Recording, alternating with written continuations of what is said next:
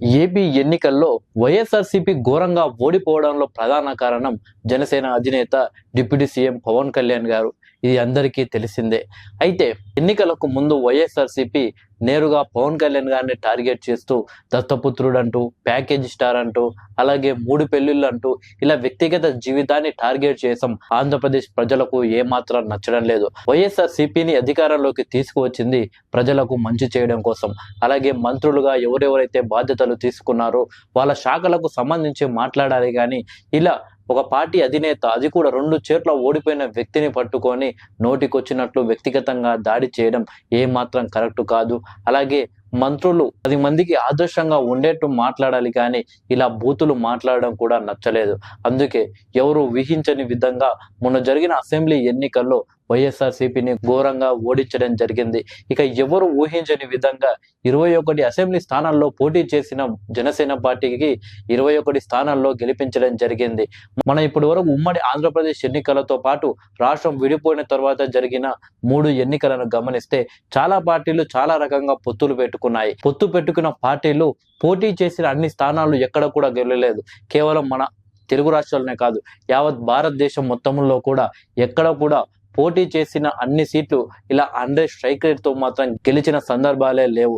తాజాగా నరేంద్ర మోడీ గారు సైతం పార్లమెంటులో మాట్లాడుతూ కాంగ్రెస్ పార్టీ అలాగే రాహుల్ గాంధీపై ఫైర్ అవుతున్న సందర్భంలో ఇక మేము ఫామ్ లోకి వచ్చామని చెప్పేసి కాంగ్రెస్ భుజాలు తరుముకుంటుంది.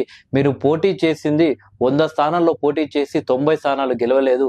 మీరు 500 స్థానాల్లో పోటీ చేసి 90 స్థానాలు గెలిచిరు అంటూ స్ట్రాంగ్ కౌంటర్ ఇచ్చారు ప్రధాని నరేంద్ర మోడీ గారు. 100 స్ట్రైక్ రేట్ అంటే ఎన్డీఏ గెలిచి చూపించింది. ఆంధ్రప్రదేశ్ లో ఎన్డీఏ కూటమిలో భాగస్వామైనటువంటి జనసేన పార్టీ 21 స్థానాల్లో పోటీ చేసి 21 స్థానాలు గెలిచింది. 100 స్ట్రైక్ రేట్ అంటే అది అంటూ నరేంద్ర మోడీ గారు సైతం చెప్పడం జరిగింది. అయితే ప్రస్తుతం కూటమి ఏర్పాటైన తర్వాత జనసేన అధినేత పవన్ కళ్యాణ్ గారు డిప్యూటీ సీఎం గా తన బాధ్యతలు అద్భుతంగా నిర్వహిస్తున్నారని చెప్పవచ్చు.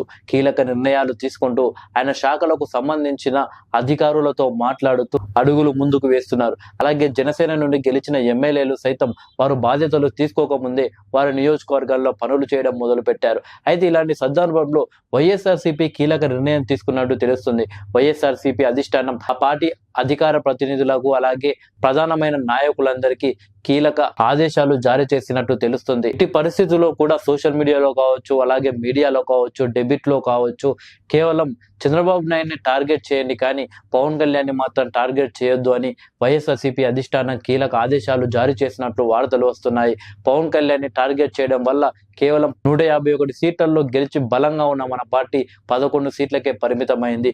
ఇప్పటికీ మనం మేలుకోకుండా మళ్ళీ పవన్ కళ్యాణ్ గారిని టార్గెట్ చేస్తే మరింత నష్టపోయే అవకాశాలు ఉంటున్నాయని కొన్ని రోజుల పాటు, అంటే దాదాపు 1 సంవత్సరం 2 సంవత్సరాల పాటు పవన్ కళ్యాణ్ ని టార్గెట్ చేయకుండా నారా చంద్రబాబు నాయుడిని అలాగే లోకేష్ ని టార్గెట్ చేయాల్సిందిగా వైఎస్ఆర్సీపీ కీలక నిర్ణయం తీసుకున్నట్టు తెలుస్తుంది.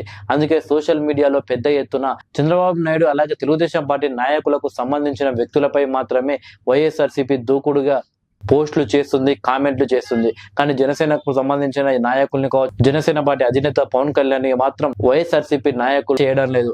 అసలు పవన్ కళ్యాణ్ జోలికే వైఎస్ఆర్సీపీ వెళ్ళలేకపోతుంది. అంటే మొన్న జరిగిన అసెంబ్లీ ఎన్నికల్లో పవర్ స్టార్ దెబ్బ వైఎస్ఆర్సీపీకి బలంగా తగలడంతో మరోసారి పవన్ కళ్యాణ్ తో పెట్టుకొని మరింత నష్టపోవద్దు అని వైఎస్ఆర్సీపీ ఆలోచిస్తున్నట్టు తెలుస్తుంది.